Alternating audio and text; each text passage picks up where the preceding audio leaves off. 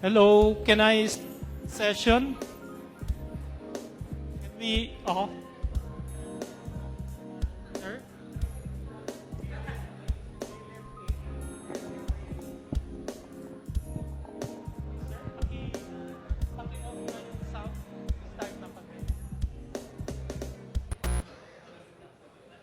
Okay, I will now start the session with participants taking their seat.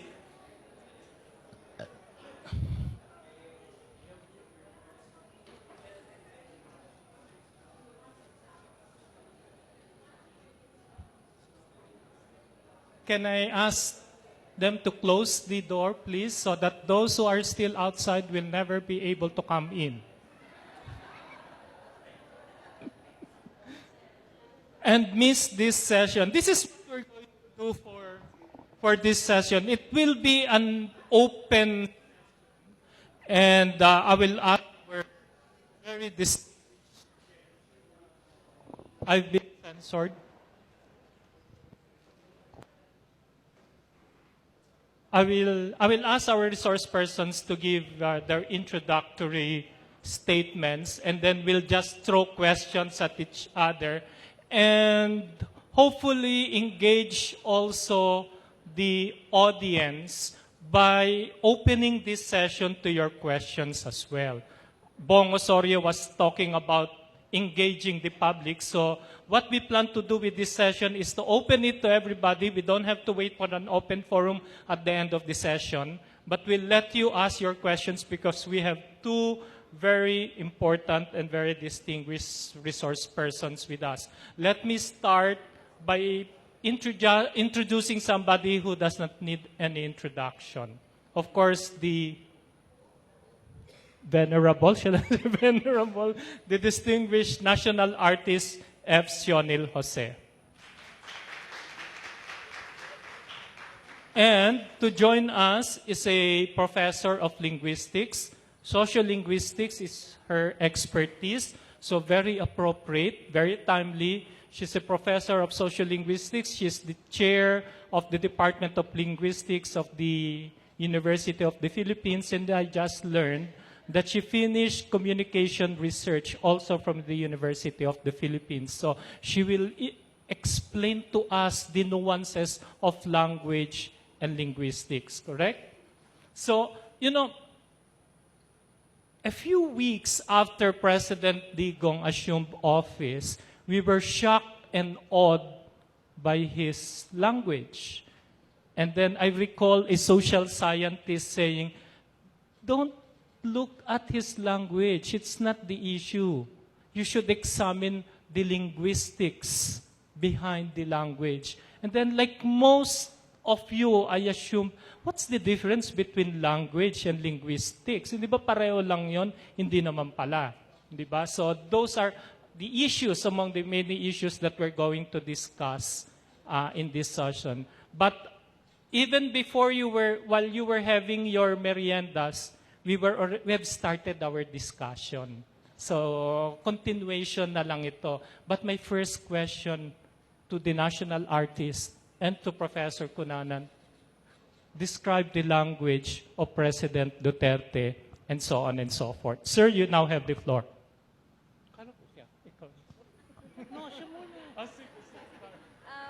Is it okay if I make my presentation first and then at least look at where I'm coming from as a researcher of linguistics?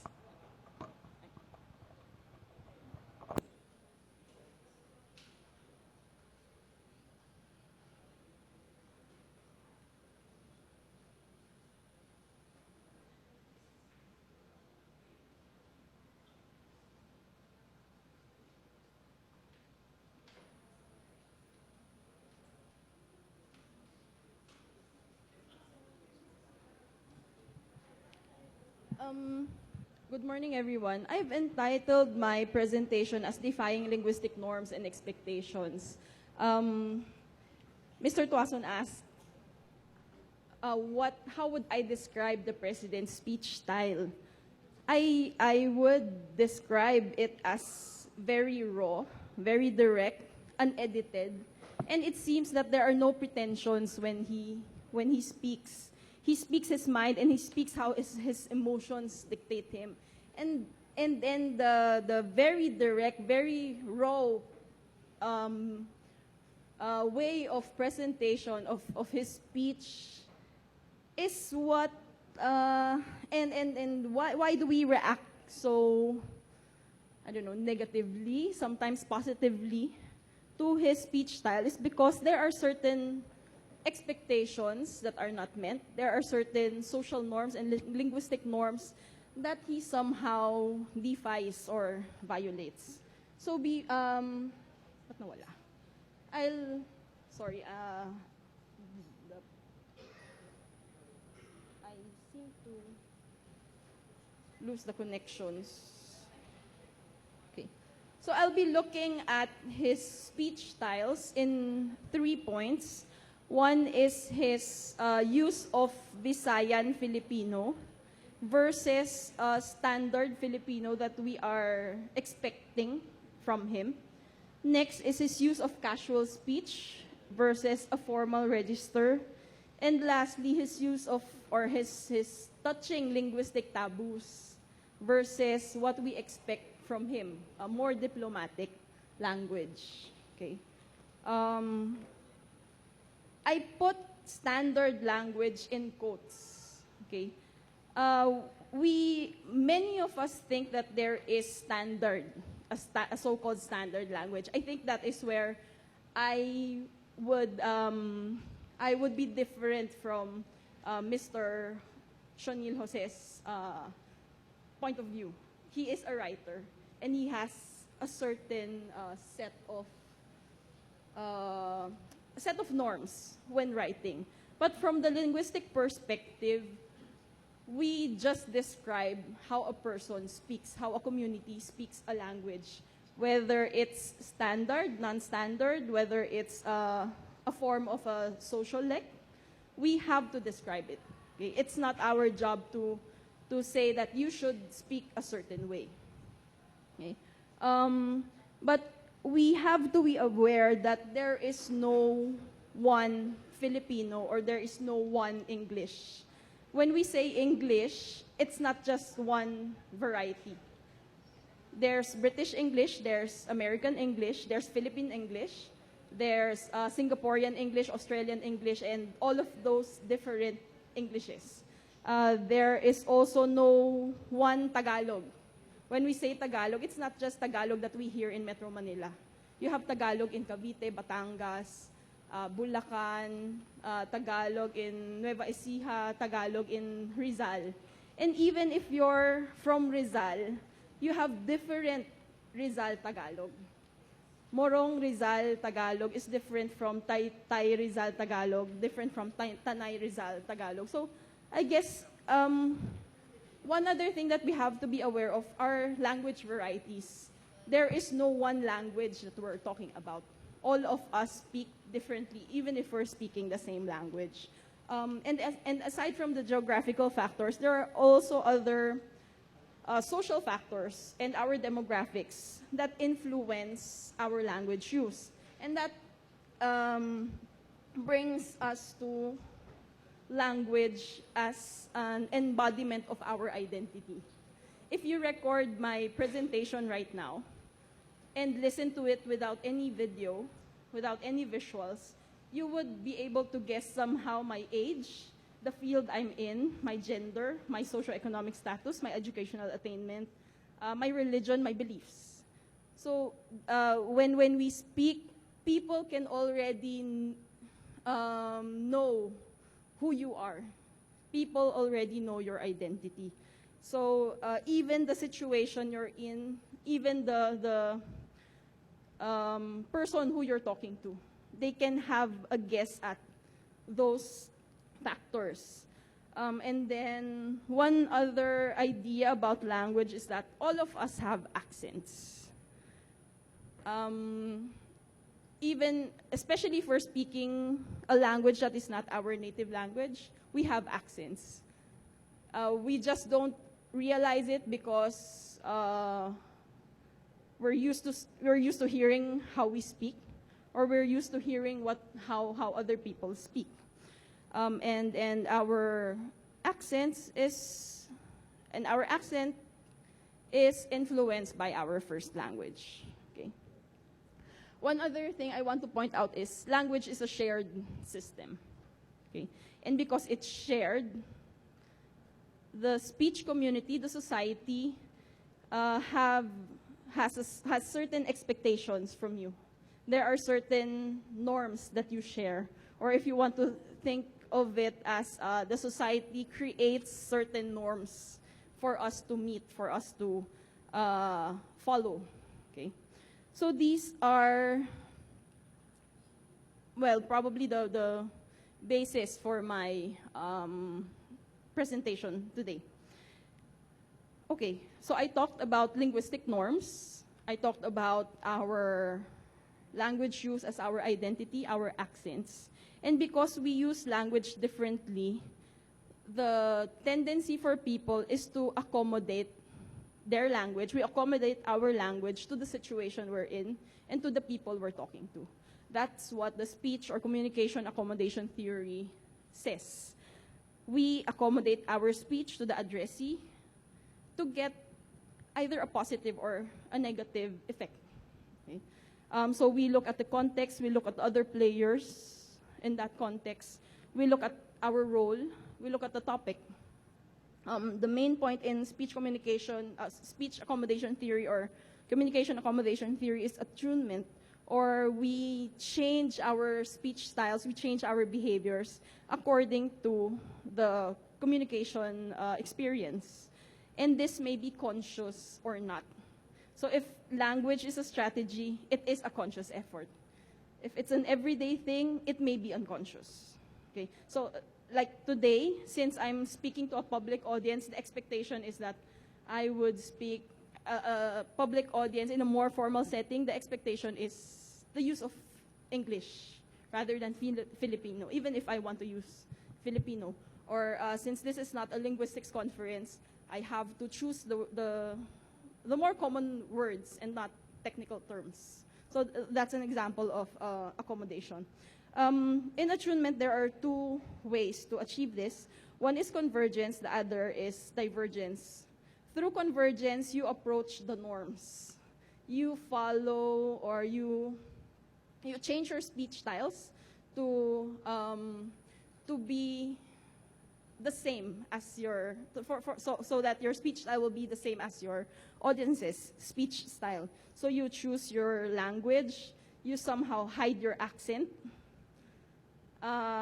you choose the right words, and if you notice when you're speaking to an American, you sort of imitate the American accent.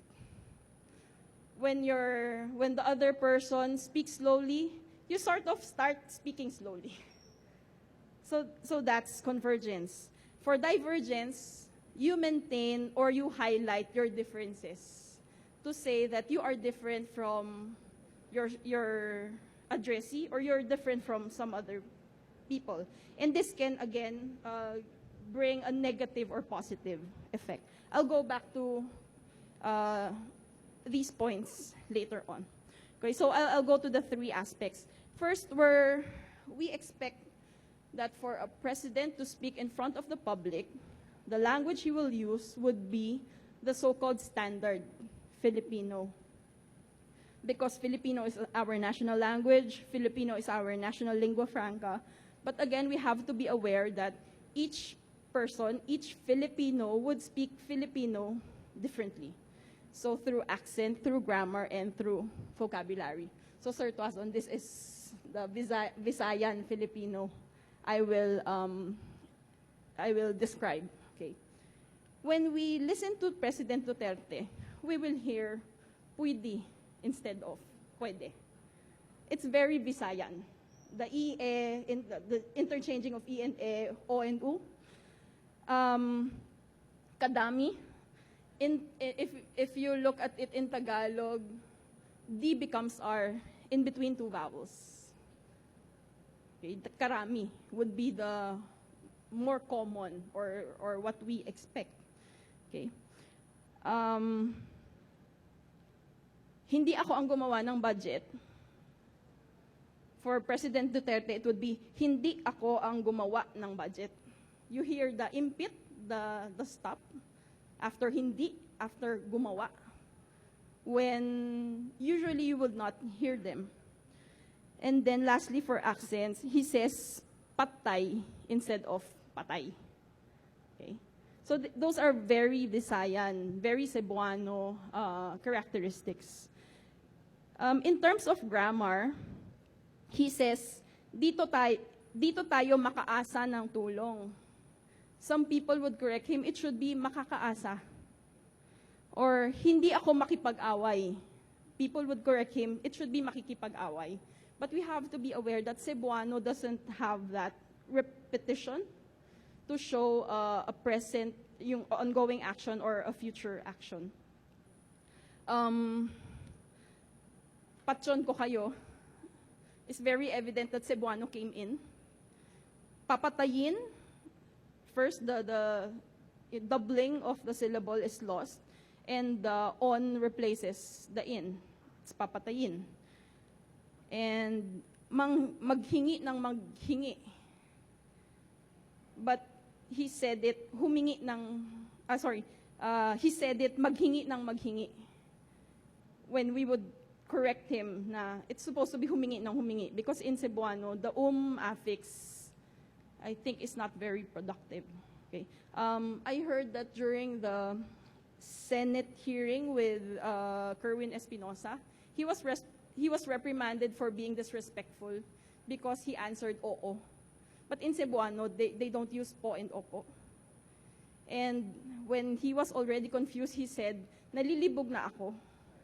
Because libog in Tagalog is, you know the meaning, but in Cebuano, it means, in Waray and in other Visayan languages, it means confused. Nalilito na ako. Okay, so our first language really influences our use of a second language or of a foreign language. Okay, and here are some other examples. I'll just skip them. And vocabulary. Siraulo versus buang, we would laugh at buang because it's novel. It sounds funnier than siraulo. Siraulo for Tagalog speakers sounds a bit more serious. But when you hear buang, it's funnier, I guess. So what are the implications of this for Filipino as the national language? For Visayan and other non-Tagalogs, it may boost their confidence in speaking their own variety of Filipino. The president speaks like that. And I won't be afraid of speaking like that, or I won't be ashamed of my accent.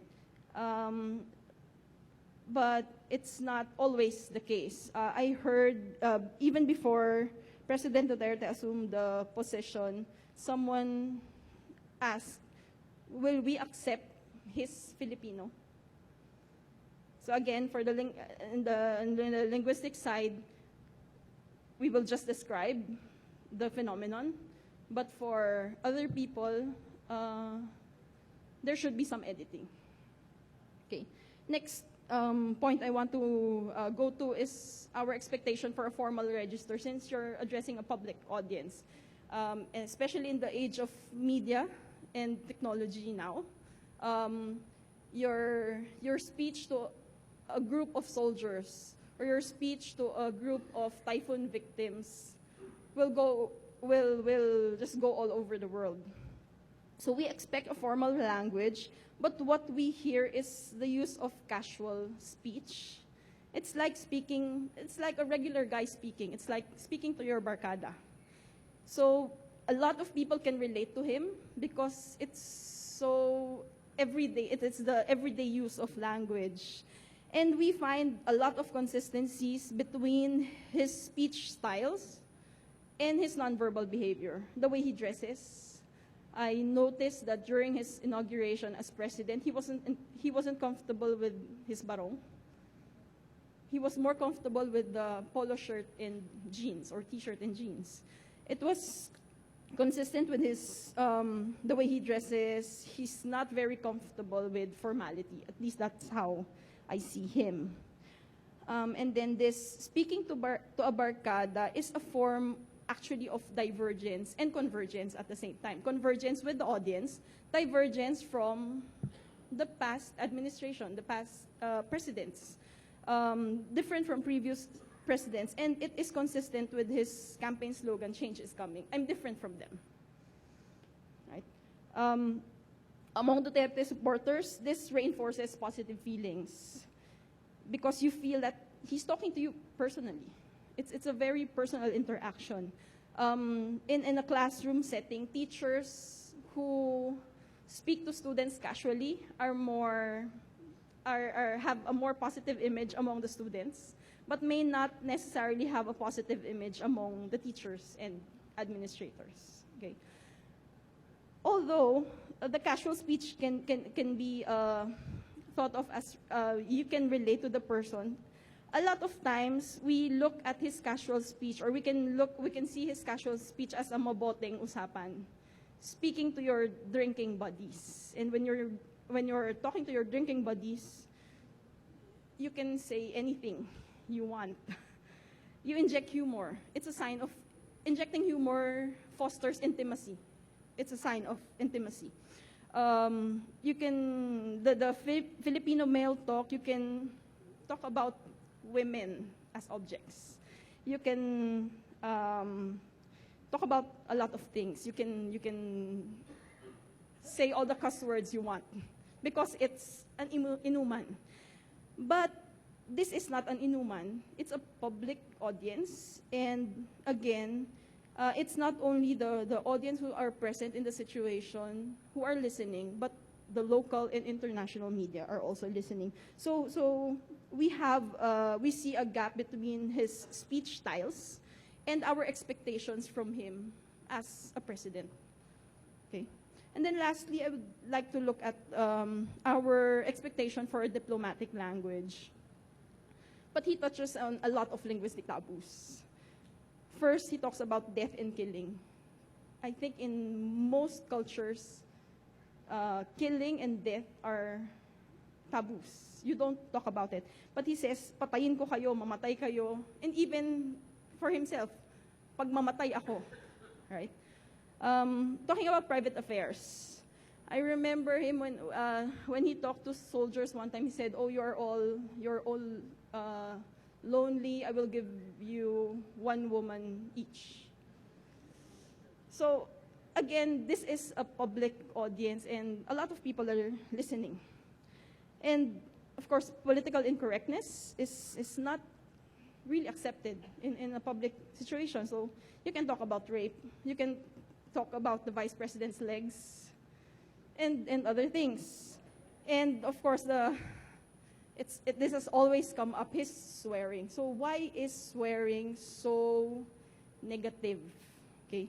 When we look at linguistic meaning, we think of denotation and connotation. Denotation would be the objective meaning. Like if you say dog, it's the mammal from the canine family. The connotation is the associated meaning. It depends on your experience, it depends on your beliefs or ideas and so on. So if you're a dog lover, a dog is a friend. If you don't like dogs, the dogs are stinky, they drool, and so on. So swearing is processed like connotative meanings. It hits our emotions. That's why it hits us hard. That's why it creates those negative emotions a lot. But the use of swearing, if you notice in television shows, movies, theatrical plays, and even literature, they inject some curse words to make the whole thing more human, more real. So swearing actually makes us human. And there are scientific evidence that show that if you're hurt and you swear, you won't feel the pain as much as someone who doesn't swear. Yeah, and one other thing about swearing in your local language is, the effect is stronger than swearing in a foreign language or a second language. What are our reactions to swearing? At first, we giggle, we laugh, because they're amusing. Again, if you don't expect someone to say cuss words and then suddenly blurts out those words, you find them amusing because they are something new. It catches your attention. But eventually, swear words lose their effect. And you stop and think, is this really appropriate? Okay. So, what are the reactions of people to the president's speech styles? For his supporters, well, they can relate to his speech styles. His speech style. Again, it's a personal conversation. It's humorous. They sound very real. They sound very sincere. For the other side, they look at the inappropriateness of his speech style because, again, of the linguistic norms that we're talking about. So there's, again, a gap between his role and the people's expectations from him. I would like to end this presentation by saying that Mr. Tuason said earlier that don't look at the language. We often ignore language because it's so common. It's such an everyday thing. But we often don't realize that how we use our language defines us. And it creates our image. And it shapes how people see us. Okay. Thank you very much.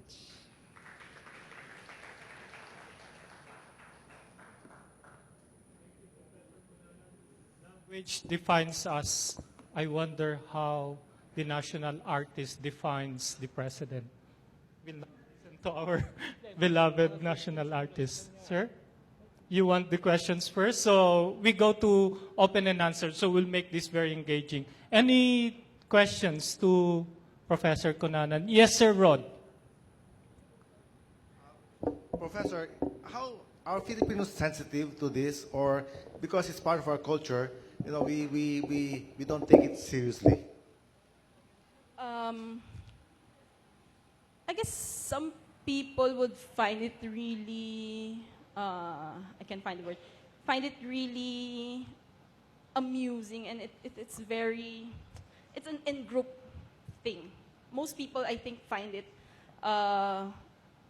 appropriate from them. I saw a comment that President Duterte is so unlike other presidents because he is so transparent. He explains to people using common words, and the people can actually understand a president speaking. I guess the people who are sensitive to this are the people who are critical of him. Yes, sir. Leo. And if there's anyone else, you can go near the microphone. My question is addressed to Dr. Farah. I'm Leo from the School of Arts and Sciences here at the Philippine Women's University. I'm about to finish PhD in Applied Linguistics. So we both know. I like your idea about the use of Visayan and Filipino, and we know that the interlanguage, that first language affects second language. But I think the point is, in